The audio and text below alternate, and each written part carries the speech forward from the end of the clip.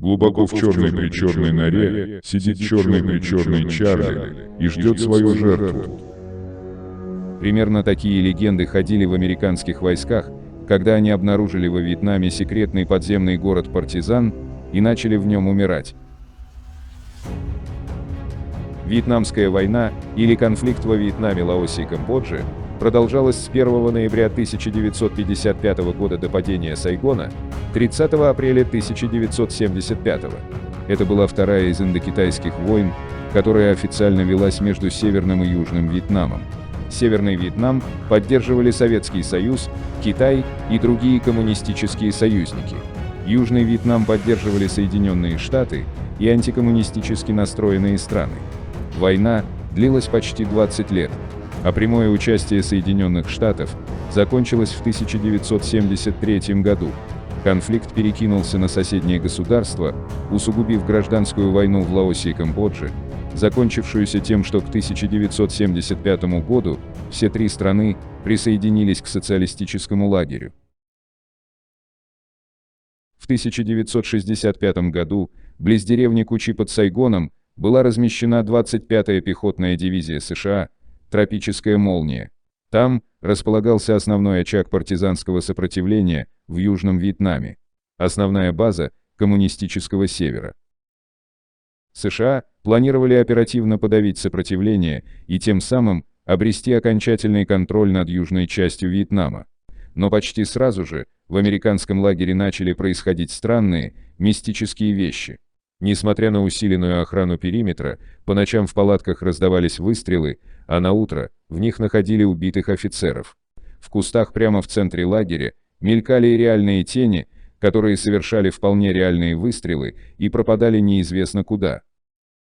Американцы до предела усилили охрану и начали масштабную операцию по зачистке окрестностей. Тысячи солдат сносили джунгли бульдозерами и зачищали местность напалмом, уничтожая поселения, а также источники воды и пищи. Но таинственные призраки продолжали свои ночные атаки. Понадобилось 4 месяца, чтобы разгадать тайну. Оказалось, по случайному стечению обстоятельств, база 25-й дивизии расположилась точно над подземным партизанским городом. Это была сеть тоннелей общей протяженностью более 250 километров, которую выкопали в глинистой, идеально подходящей для этого земле Кучи, еще в начале 20 века, во время французской оккупации. Однако американцы радовались своему открытию недолго. Да, они обнаружили норы. А точнее, в тот момент американское командование только начало догадываться об их наличии, даже и близко не представляя масштабов тоннельной системы. Но как быть дальше? Как с ними бороться? Этого не знал никто. В течение нескольких следующих лет уничтожение подземных партизан Кучи в так называемом «железном треугольнике» было американской идеей фикс. Трудностей на этом пути было немало. Начать с того, что просто обнаружить вход в тоннель, было практически непосильной задачей. Маленькие дыры, в которые с трудом протискивался человек, идеально маскировались дерном и листьями. Впрочем, иногда американцам все же удавалось найти вход, например, преследуя вьетконговца. Однако что делать дальше? Бросать взрывчатку? Выкуривать партизан ядовитыми газами? Применение взрывчатки было бесполезно, так же как и закачивание газа. Сложная система водяных пробок и герметичных люков, разделявших уровни, отлично защищала основные тоннели от газовой атаки. Тогда решили спускаться внутрь. Для этой цели даже создали специальное подразделение так называемых тоннельных крыс, состоящее из щуплых и безбашенных солдат, оснащенных налобными фонарями, проволочными телефонами и пистолетами. Но, как и следовало ожидать, вьетконговцы встретили крыс с распростертыми объятиями и приготовили им такой подземный кошмар, состоявший из ловушек и засад, что выбраться из-под вьетнамской земли живьем удавалось лишь половине из тех, кто спускался в норы. А пока американцы предпринимали безрезультатные попытки уничтожить партизан в тоннелях, там шла полноценная жизнь. Работали госпитали, кинозалы, столовые. Рождались дети. В тоннелях проводились тактические совещания, оттуда велась разведка и планировались диверсии в Сайгоне и по всему югу.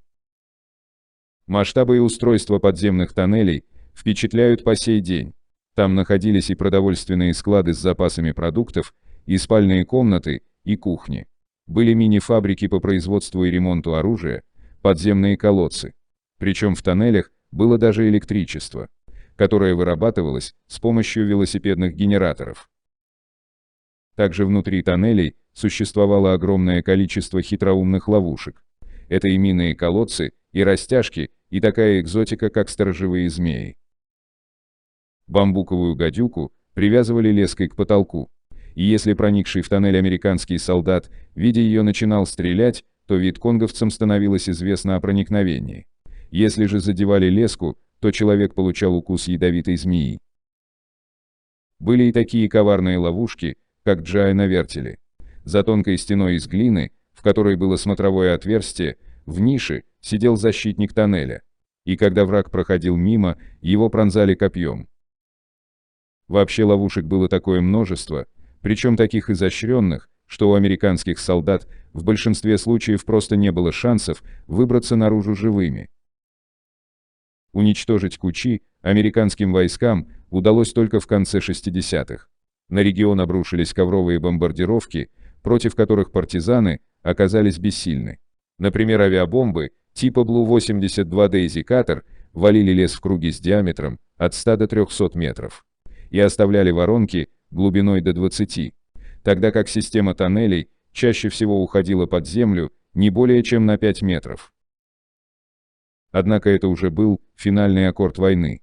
Изможденные американцы, ослабленные внутренними антимилитаристскими настроениями и осуждением мировой общественности, вынуждены были вывести войска.